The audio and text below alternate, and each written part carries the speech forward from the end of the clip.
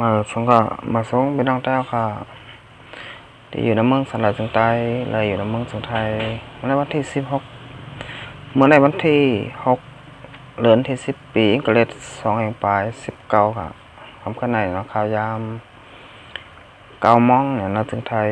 ก็มาพบมาญากันเนี่ยทางข่าวประหยัดหนุ่มทางปักเนื้อเนี่ยเนาะคำคนนี้ก็มีข่าวยามตดตันก็มาอบมาลัดลองการบ้านการเมืองกันแท้งเนี่ยเนาะคำในเรื่องคำคนไหนเนี่ยเนาะแต่มาลัดลองบ้านเมื่อก่อนบนมาปานสภาเฮาคาเนี่ยเนาะแม่ปานสภานั้นเนี่ยเฮาคาพ่อแม่พี่น้องเจ้าก็เมืองสระจึงใต้ไรอยู่ใต้อาณาออกจากของไผเนี่ยเนาะเมื่อพ้องยามนั้นเฮาคามีสภาอุปเปิงหังก้อยเนี่ยเนาะเฮาคาพี่น้องเจ้าก็เมืองสระจึงใต้มีบ้านมีเมืองเนี่ยเนาะไรอยู่ใต้อาณาออกจากของไผเมืองหนังพ้องยามมือเหลียวเนี่ยเนาะเดี๋ยวค่ะพ่อแม่พี่น้องเจ้าก็เมืองสระจึงใต้ไรอยู่ใต้อาณาออกจากศึกมันเข้ามาข่าวต่าง70 ปีปลายค่ะ72 ปี73 ปีเนี่ยเนาะพี่น้องพบปัญหาต่อถึงพ้องย้ำมือแล้วเนี่ยเนาะเมืองสันดอยจึงแต้วค่ะก็ไปกัดเย็นเนี่ยเนาะตึกมีผู้เขียนเต็มบ้านเต็มเมืองเขาค่ะพี่น้องเจ้าก็เมืองสันดอยจึงใต้เตเฮ็ดจึงหือลึบล้ำแบบผู้เขียนอันมักเลิงตีอยู่ในเมืองสันดอยจึงแต้วค่ะเฮาออกกว่าเป็นไรนั้นเนี่ยเฮาค่ะอยู่ที่เฮาค่ะพ่อแม่พี่น้องเจ้าก็เมืองสันดอยจึงใต้กูกวนโลไลมาจอยกันเนี่ยเนาะหนึ่งก็หูหนึ่งอันหนึ่งก็หันหนึ่งแมวเนี่ยเนาะเอาครับคำพูดในเนี่ยรายการปกพี่น้องเจ้าก็เมืองสันดอยจึงแต้วค่ะตื่นเนี่ยเนาะครับมาโดยเมื่อปานเจ้าผ้าเนี่ยเนาะเอาค่ะปืนหอคำหลงเวงลายขาเนี่ยเนาะเวงลายขายามเดียวไหนเนี่ยเตะตังมาเมื่อปีคิด1เหง6 ปาก6เนี่ยเนาะในปีนั้นเนี่ยเนาะคุณคำอันอบเปิงเวงลิงนั่นเนี่ยไรนอนเฟกว่าอะไรคนเมืองตั้งเสียงอ่อนกันน่ะผิดป้างเอาเจ้าขุนสั่งยัดโนเนี่ยเนาะตีเวงสีป้อเสีย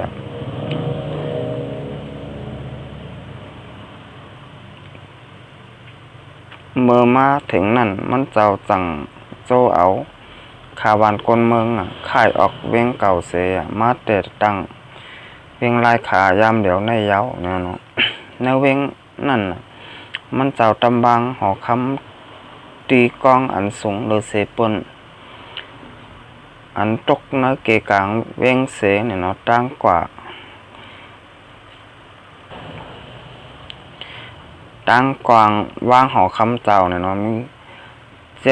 7.93 เอกะเนี่ยเนาะจำหลังไรหันไว้อยู่ย่ำมือเหลียวเย้าเนี่ยเนาะถึงมาปานเจ้าผ้าลายขากำดุนสุดเจ้าคำหนุ่มเนี่ยเนาะอันใดขึ้นอุปเปิงเมืองลายขาเมื่อปี1เหง9 ปาก31นั่นเนี่ยเนาะมันเจ้าไรเอาอุดเสกขึ้นสร้างหังหอใหม่ไว้นั่นหึงหอหลังนั่นเลยทุกซึกแก่ป่านเขาเอาหมักปล่อยใส่ไรดูแล้วกว่าเมื่อปีคิด1เหง9 ปาก36เนี่ยเนาะถึงมาแทงวันที่19เดือนที่4 1เหง9 ปาก56เจ้าคำหนุ่มขึ้นสร้างแทงหอคำอันตึกมีอยู่ย้ำเดียวในเย้าเนี่ยเนาะแต่เตะเฮ็ดสร้างหอคำหลงในไรกว่าเลิกเอามาคินคานแลไม่ตีเนื้อนองก่อแลนาปอยอันนี้ไผ่ออกเว้งไรขาตั้งออกเต็งนั่นยาวห้างหออันก่อสร้างกำในมีไว้2 หลังหอตกแลหอออกมีไว้2 จั่นตั้ง2 หลังเสียมีไว้ห้องนอน14 ห้องเฮ็ดไว้ห้องน้ กึกไว้กูลุกเนี่ยเนาะก็เป็นปืนหอหลงเวียงไร่ขาเนี่ยเนาะหอคำหลงเวียงไร่ขาเนี่ยเนาะเมื่อปานสะพาวขาเนี่ยเนาะปานสะพาวขานั้นเนี่ยมีไว้กูบ้านกูเมืองกูเวียงเนี่ยเนาะมันจังหนังที่ขาวใจยอดหนุ่มได้หันได้เนี่ยมันหนังเบ้งหมอกใหม่เนี่ยเนาะเบ้งหมอกใหม่เนี่ยก็พองยามมือเลี้ยวเนี่ยก็ซึกมานเขาเนี่ยเอาเฮ็ดเป็นห้องยากว่าเย้าเนี่ยเนาะเฮ็ดเป็นเสยหยงเนี่ยเนาะตีก้นมายาโตเนี่ยเนาะหอจะผ้าเว้งหมอกใหม่เนี่ยเนาะหอจะผ้าค่ะมีอยู่หลายวันหลายเมืองนำเต้ๆฮะนำเมืองสนอยจึงแต้วค่ะเนี่ยเนาะเป็นนั้นดีเสียหลายแหละดีข้อขมเต้ๆเนี่ยเนาะเหรียญหอจะผ้าค่ะไล่ถูกดังซึกมานเขาเนี่ยเนาะเอาเฮ็ดเสียหยงกว่าก็มีเอาเฮ็ดหอเตะโรงแรมกว่าก็มีเนี่ยเนาะเฮ็ดห้องนึกเศร้ากว่าเนี่ยเนาะอะไรหันอยู่หลายวันหลายเมืองเนี่ยเนาะ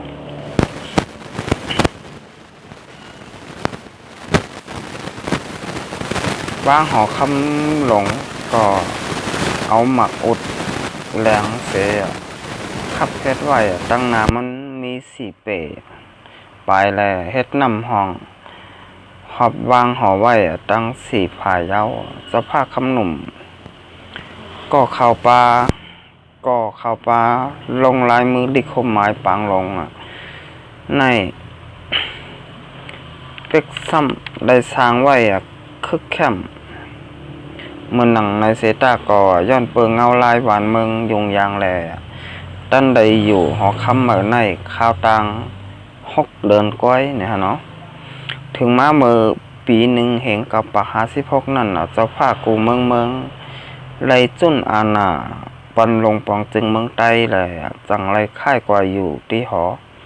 ตนตีในเยาเนี่ยเนาะไว้เสนั่นหอคำหลงเมืองไรคาในก่อ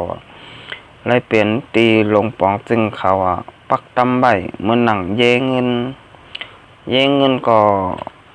เปิดเมืองไทยบนในห้องวัดธนาคารเนี่ยเนาะค่ะนั่นก็ลุมแตกนาลิ้นเนี่ยเนาะลุมแตกนาลิ้นเนี่ยก็ปกติซื้อเตะขายตีลิ้นสนดินหน้าเนี่ยเนาะตีเห็นตีแว่งก็ตีไรกว่าตีลุ่มไหนก่อนเนี่ยเนาะสัมมะวายามะเนี่ยเนาะเลยเซนั่นเป็นตีตับซึกมานเขามาอยู่เศร้าไหวปียาวข้าวหึงต่อถึงปีคิด2 เฮง 2นั่นยาวเนี่ยเนาะเนื้อปี1 เฮงกับปัก97นั่นเจ้าติ่นเวงตนตีก็เป็นดุกหลานเจ้าผ้าคำหนุ่มอ่อนโหเสื้อเป็นดุกลานดินหมู่ปีจุ้มน่องเจ้าผ้าตั้งเสียงเสเฮาเป็นหนังกลางเจ้าผ้าคำหนุ่มในเสยังอันเฮาเป็นตาเจอเคอภาษาศาสนาหนังหือหอคำหลงในโปเตอำไรลู่ไรหายยายผัดหยัดปังเฮาเป็นโคของเก่ากึกปืนตื้นเจ้าเคยไตเฮายามมีกำมีหมุนยามไรเป็นคนอุปเปิงบานเมืองมาปียาวข้าวหึงไรสืบหลายปานเสหนังหือเตเป็นลักฐานมันกึมดื่มเนิ่มโคเจอลูกหลานเมื่อนาเจอในแลจังไรเอาหอคำหลงแลนางเลียนบ้างหอแลอีกป้าห้องอันก่อสร้างตึกหอตั้งเสียงเจอในดูด้านหยาดน้ำถึงตีตำตีจุ้มสังขะนายก้าหลงตรงเวงลายขากว่ามือวันที่23วันที่12 ปี1 เฮงกับปาก97วันพุธนันยาวเนี่ยถึงมาวันที่24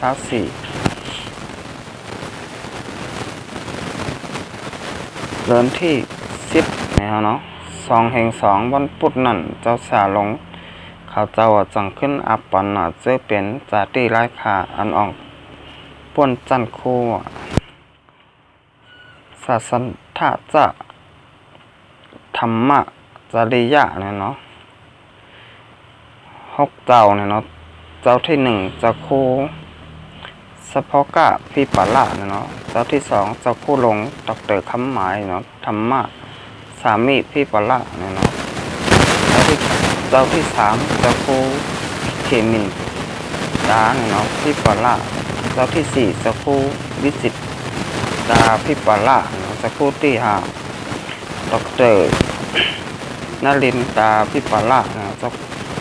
เจ้าที่6เนี่ยเนาะเจ้าคู่ดร.ปันตวะพี่ปะละแล้วเขาเจ้าไหนอะไรซุปเปอร์คุ้มพิงเทศสร้างการทัดถุละนะนะวิปะศาสนาทุลากกว่าในเสเขาเจ้าก็ฮับเอาอวตารลงลายมือฮับเอาหอคำหลงในกว่าอยู่เย้าเนี่ยเนาะห้างหออันใดหลุดต้านไว้ในย่านเปิดย่ามเดียวเปลี่ยนยามเปลี่ยนหอเจ้าผ้าในเสย่าก่อซ้ำเปลี่ยนเวงกึกหนองคำแหล่จังไรมักมันจือว่าวัดหอคำในกว่าอยู่เย้าเนี่ยนึกเขาเจ้า6ตนในเจ้าโคสุพกะพี่ปะล่าฮับเอาปุนพรลุมลาเสเฮ็ดเป็นตึกซอนเด็กปริญาตมาต่อถึงยามเหลวในเย้าเนี่ยเนาะในก็เป็นปืนหอคำหลงเวงลายขาเนี่ยเนาะก็พ้องยามมือเหลวเนี่ยก็เลยเปลี่ยนไว้ตึกซอนเด็กเนี่ยเนาะปริญาตเนี่ยเนาะอันนี้ก็เลยว่าเป็นข่าวดีเนี่ยเนาะข่าวดีที่พี่น้องแล้วก็มึงสำหรับเป็นเจ้าข่าวก็บุคคลตีไรมาหูมาถ่อมซ้ำกันเนี่ยเนาะว่าพี่น้องเจ้าก็มึงสันดอยเป็นเจ้าข่าวนั่นเนี่ยเมื่อก่อนป่นมาข้าวตังหลาย10 ปีนั้นเนี่ยเขาขามีวันมีเมืองมีเจ้าผ้าเนี่ยเนาะปกป้องวันเมืองทางก้อยอำไลอยู่เตออาณาออจากของเผอเมื่อหนังป้องยามมือเลี้ยวเนี่ยเนาะป้องยามมือเลี้ยวนั่นแต่ตีน้องเจ้าก็เมืองสนายจึงแต้วคาเนี่ยก็ได้อยู่ไว้เตออาณาออจากของตับซึกหลงปองจึงมานเขาเนี่ยเนาะป้องยามมือเลี้ยวพี่น้องเจ้าก็เมืองสนายจึงแต้เฮากูก็กูก้อนเนี่ยเนาะตั้งนำตั้งหลายเนี่ยอะไรไปผัดยานเฮิรนเยไปกว่าเมืองเขก็มีไปกว่ากวนกูเมืองเนี่ยเนาะไปมาเมืองไทยเนี่ยนำเลยเสปนเนี่ยเนาะก็ว่ามันจำเมืองโฮมตุ้มเมืองมันเนี่ยเนาะพี่น้องเจ้าก็เมืองสลาจึงแต้วค่ะมาอยู่ไว้ในเมืองจึงไทยก็มีน้ำเตะเนี่ยเนาะต่อถึงพ้องยามมือเลี้ยวเนี่ยเนาะพี่น้องเจ้าก็เมืองสลาจึงแต้วค่ะก็ไปไล่ปอกมือขึ้นตั้งขึ้นตั้งเยก็มีไว้ตั้งน้ำเนี่ยเนาะก็ว่า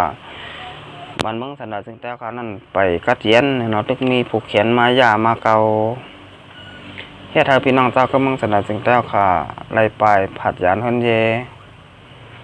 ผัดตกผัดเมเนี่ยก็มีไว้ตั้งน้ำเตะๆนะฮะเนาะเอาค่ะ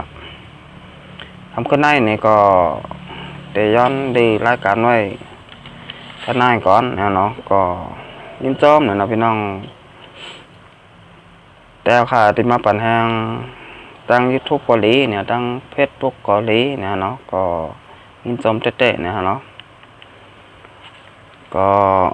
ยังช่วยพี่น้องแต่ค่ะกูก็กูก้อนดีอยู่ในเมืองสันดอยจึงใต้เลยอยู่ในเมืองจึงไทยเกาหลีเนี่ยเนาะอะไรอยู่ดีกินบ้านเนี่ยเนาะเหตุการณ์ให้ขึ้นอย่าเหมือสูงอะไรมีเงินมีคำกันกูก็กูก้อนเนี่ยเนาะต้องการพบกันทางคลิปหน้านะฮะเนาะสำหรับคำขึ้นในก็ยันปอกันหน้าก่อนนะฮะเนาะเอาค่ะมาส่งครับ